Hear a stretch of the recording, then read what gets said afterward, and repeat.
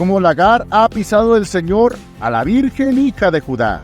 Desde el mismo Deuteronomio lo viene diciendo. El monte Gerizim y el monte Ebal son firmes testigos de la bendición y la maldición desde que estaban a las puertas de la tierra prometida. No tenían ningún pretexto para decir que no sabían. Isaías lo menciona. Yo solo he pisado el lagar y nadie conmigo. Oh, si reconociéramos su voz hablándonos. Sí, mis hermanos, Dios nos está hablando en este momento y más vale que doblemos nuestras rodillas y digamos: Señor, hemos pecado, hemos hecho lo malo. Las lecciones contra Israel son fieles maestros para nosotros, pues Dios es el mismo ayer, hoy y por los siglos. Y por lo que veo, aunque existen tiempos de ánimo, gozo y felicidad, existen también esos momentos donde se vale llorar y estar en la casa de luto, donde es más sabio estar, si es que tomamos seriamente en cuenta lo que Salomón dijo al final de sus días. La señora de las provincias. ¿Cómo está sentada sola la ciudad populosa? La grande entre las naciones se ha vuelto como viuda. La señora de provincias es hecha tributaria. Lamentaciones, capítulo 1, versículo 1. Es difícil de entender cómo se llegó a esta situación. Entiendo que detener una estampida de búfalos sea misión imposible, pues son animales a quienes Dios les privó entendimiento. Reconozco que nadie detiene una avalancha de nieve descendiendo de una empinada montaña, pues no hay poder humano que pueda con semejante tonelaje cayéndonos encima estrepitosamente. Es más, comprendo al loco que va a las prisiones y no piensa que es contra su vida, porque su cerebro está en la misma cárcel de la irracionalidad y no es capaz de encontrar salida alguna a ese lamentable encierro. Puedo racionalizar muchas cosas y convencerme con argumentos perspicaces de por qué suceden, por muy extrañas que parezcan. No obstante veo, analizo y aún profundizo lo que sucedió con el pueblo de Dios y no puedo entender por qué aún la cigüeña conoce su camino y estas personas, tan conocidas y protegidas del Creador, simplemente llegaron a tal catástrofe. Profeta tras profeta y palabra tras palabra fueron una a una rechazados, desestimados y aún calificados de mentirosos, solo porque no aprobaban lo que ellos abrazaron por siglos en sus perversos corazones. Aún en sus últimos años, Judá sufrió toda suerte de invasiones, después de las cuales, Dios sabe cómo, se mantenían en pie para que recapacitaran. Sin embargo, como sabemos, llegó esa última, la tercera invasión de Nabucodonosor. La total destrucción fue lo más terrible que hasta entonces algún judío hubiera presenciado. Fue suficiente, ¿no es cierto? ¿No es cierto? Aún después de esa atroz devastación osaron irse a Egipto y seguir rebeldemente adorando a su reina del cielo y provocar así intencionalmente la ira de Dios. ¡Oh, qué lamentable tal comportamiento! Nunca he visto algo así. Pero, ¿qué digo? ¿Nunca? Es la misma historia repetida una y otra vez por su pueblo, tal como nosotros nos decimos, cabe mencionar. No somos tan diferentes, ¿o sí? Basta solo repasar nuestra propia vida para saber que somos de la misma manera y de la misma materia, rebelde, hostil y recalcitrante. Llegamos aquí, al primero de los 5 poemas dedicados a las lamentaciones del pueblo de Dios. Hay quienes dicen que estos poemas los escribió Jeremías. Otros debaten que fue un escritor anónimo que vivió en carne propia el exilio en Babilonia, cosa que Jeremías no vivió. Quien haya sido, tuvo la inspiración divina para ordenar sus lamentos en 5 magistrales poemas, 4 de ellos con 22 versos, uno por cada letra del alfabeto hebreo, y el tercero con 66 versos, dedicándole 3 versos por letra. Una composición análoga al Salmo 119, si lo podemos ver de esa manera. ¿Por qué tanta atención a este detalle? Tal vez, y solo tal vez, quisiera darnos a entender que de la A a la Z, todo en este tiempo fue puro sufrimiento. Este primer poema comienza con una triste y desgarradora analogía. Lamentaciones 1:1. ¿Cómo está sentada sola la ciudad populosa? La grande entre las naciones se ha vuelto como viuda, la señora de provincias es hecha tributaria. De la región, Judá fue el pueblo más grande y próspero sin lugar a dudas. Fueron incluso más allá, corrompiendo la misma tierra sin dejarla descansar para holgarse en sus frutos, tal como mandataba la data de la ley de Dios. Todo era codicia y avaricia, además de sus múltiples y horrendas idolatrías. Sí, era grande entre las naciones, una gran señora.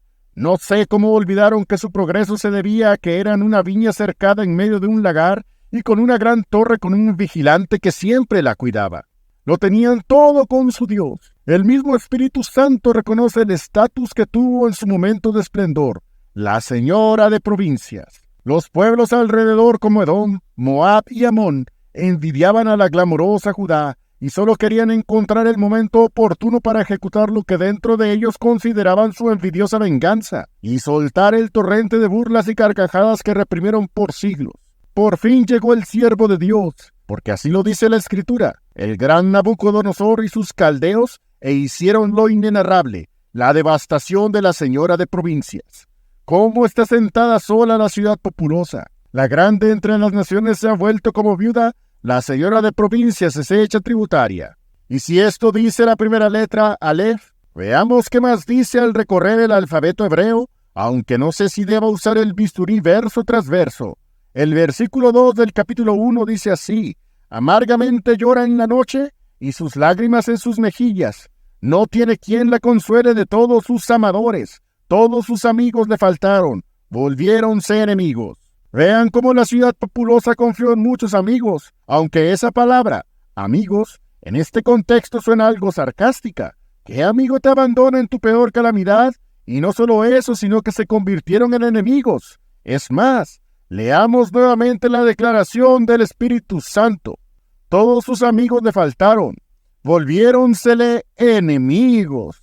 Llora y sigue llorando y nadie la consuela. Muerte, hambre y pestilencia se observan donde quiera que volteen y no parece que haya remedio alguno. Pero increíblemente a ningún judío le pasa por la cabeza que alguna vez dijo hace muchos años un locuaz profeta: clama a mí y te responderé. Eso ni siquiera está en el pensamiento colectivo del pueblo. Judá observa su propia devastación y solo llora, pero no busca la consolación que viene de lo alto. Todavía se aferra a su necedad junto al fuego consumidor.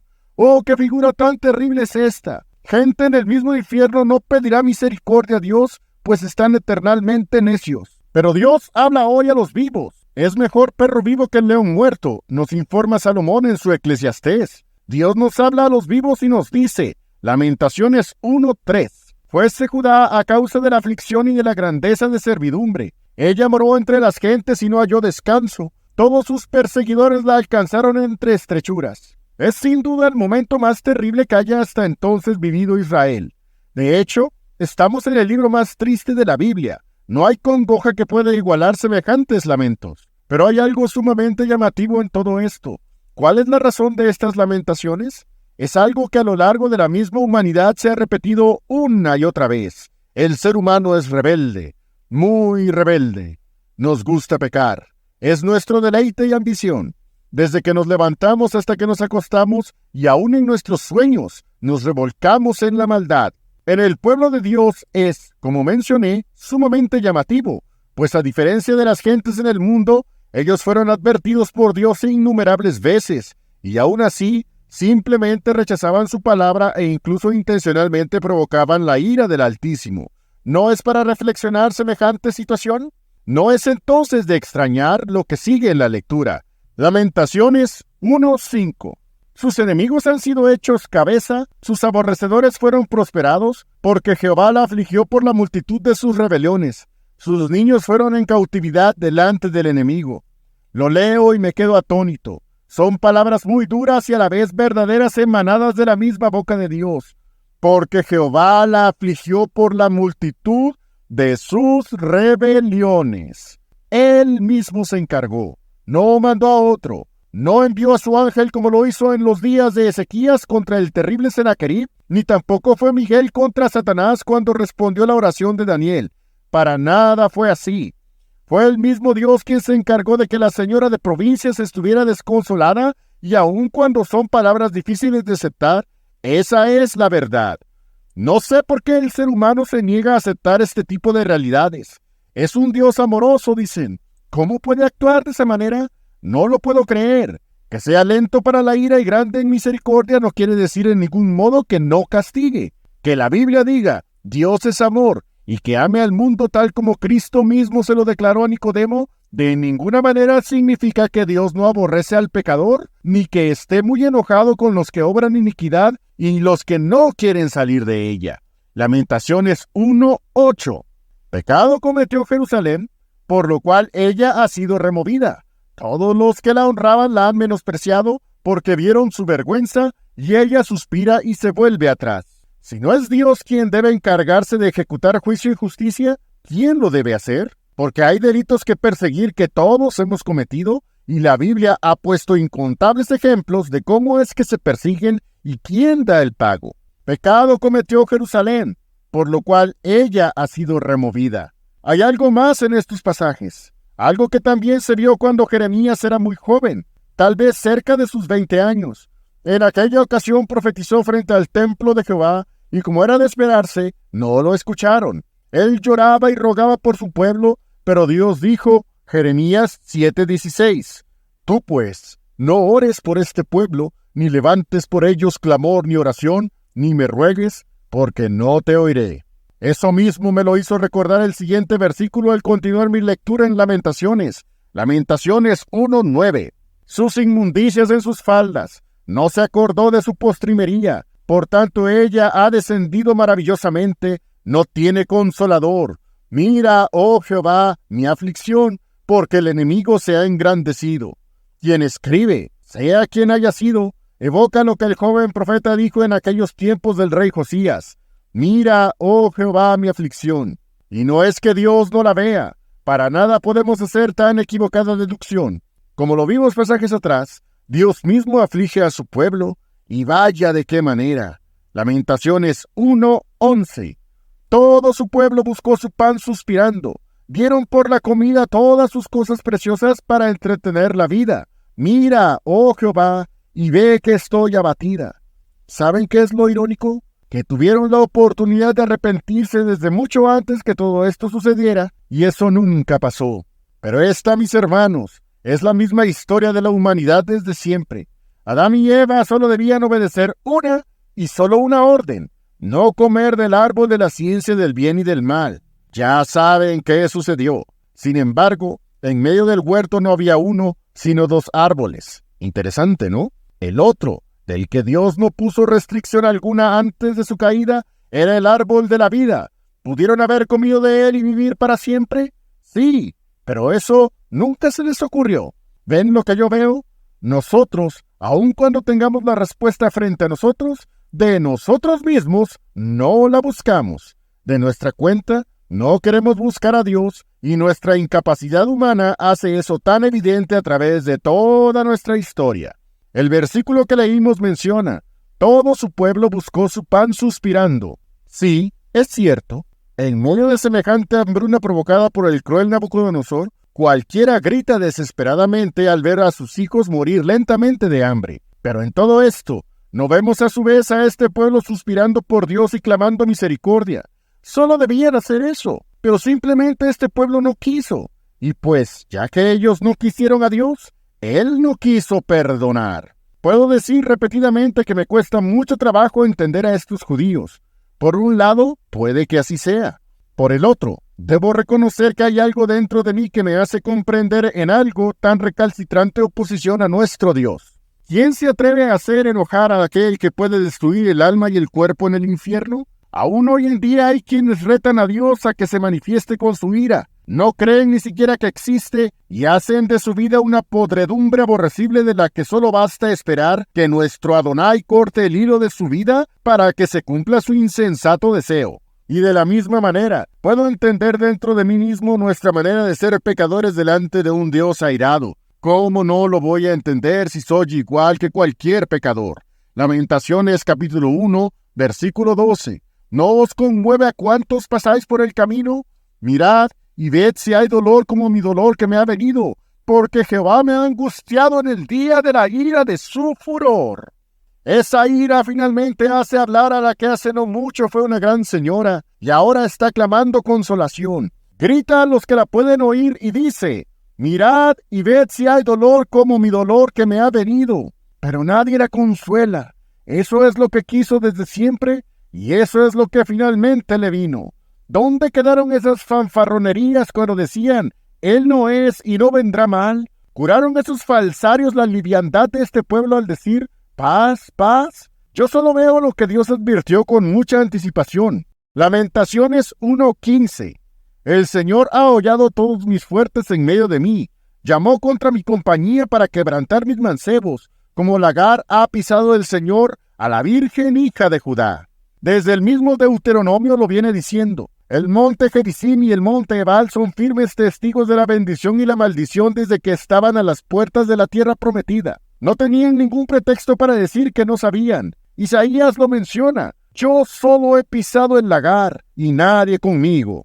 Oh, si reconociéramos su voz hablándonos. Sí, mis hermanos, Dios nos está hablando en este momento y más vale que doblemos nuestras rodillas y digamos, Señor, hemos pecado, hemos hecho lo malo. Las lecciones contra Israel son fieles maestros para nosotros, pues Dios es el mismo ayer, hoy y por los siglos. Y por lo que veo, aunque existen tiempos de ánimo, gozo y felicidad, existen también esos momentos donde se vale llorar y estar en la casa de luto, donde es más sabio estar, si es que tomamos seriamente en cuenta lo que Salomón dijo al final de sus días. Lamentaciones capítulo 1, versículos 16 y 17.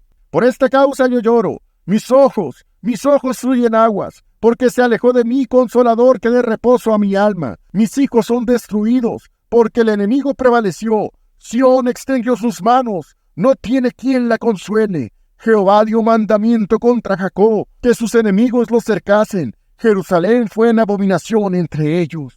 Al menos llegó el lloro. No es que llegue el consuelo junto con él, pero al menos llegó este lloro.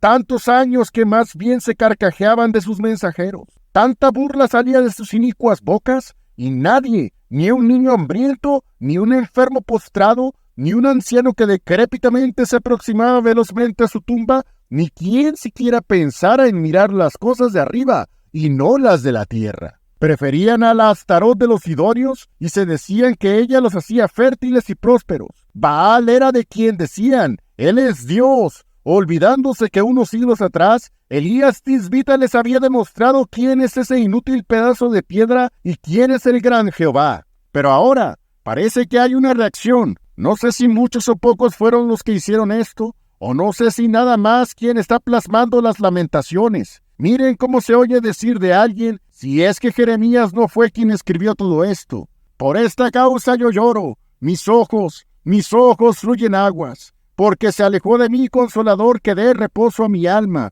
Mis hijos son destruidos, porque el enemigo prevaleció. Al menos todo esto quedó escrito. Por lo menos se cortó una pluma y alguien inspirado por nuestro rey abrió su empedernido corazón y exclamó lo siguiente. Lamentaciones 1:18. Jehová es justo, que yo contra su boca me rebelé. Oíd ahora, pueblos todos, y ved mi dolor. Mis vírgenes y mis mancebos fueron en cautiverio. Eso es precisamente lo que provoca llorar sinceramente. Déjenme leer de nuevo la primera parte del versículo. Jehová es justo, que yo contra su boca me rebelé. ¿Notan esas palabras? Estamos hablando de un pueblo renuente que nunca quiso arrodillarse y pedir perdón por sus pecados. Pero vean en este momento al escritor y observen cómo empieza a reconocer que todo lo que estaban viviendo es debido a sus múltiples rebeliones. ¡Oh, qué belleza existe en la casa de luto! ¡Qué emoción despierta el llorar sin parar y reconocer quién siempre tuvo la razón y quién siempre estuvo equivocado! La señora de provincias por fin llora, y esa es la mejor de las señales para mostrar un corazón quebrantado. Es cierto, de verdad tendrían que cruzar esos 70 años de cautiverio con grilletes encadenados en sus pies, pero por fin reconoce que los ídolos y pueblos en quienes confió simplemente no aparecieron en su momento de mayor necesidad. Vean cómo por fin se dio cuenta que aunque la vara de Dios es dolorosa y firme, Él es el único en quien podemos confiar y que no falla. Amarga es la medicina, pero grande es la sanidad. ¡Oh, qué grandioso es nuestro Dios, que nunca nos deja! Lamentaciones 1, versículos 19 y 20. Di voces a mis amadores, mas ellos me han engañado. Mis sacerdotes y mis ancianos en la ciudad perecieron, buscando comida para sí con qué entretener su vida. Mira, oh Jehová, que estoy atribulada. Mis entrañas rugen, mi corazón está trastornado en medio de mí, porque me rebelé desaforadamente. De fuera deshijó el cuchillo, de dentro parece una muerte. La falsa alegría no se aparece más para esos judíos. ¿Y para ti? ¿Qué te espera en esta tu vida cristiana? ¿Cómo es que la estás llevando? ¿En quién estás confiando? Jeremías habló de visiones de hombres que se tomaban sus espaldas como mujeres que están de parto, pues el intenso dolor que trae el castigo de Dios es casi insoportable. ¿Crees que existe una lección importante para tu vida? Yo también lo creo, y es muy valioso tomar las grandes enseñanzas que solo de nuestro Dios vienen. Que Dios siempre te bendiga. Amén.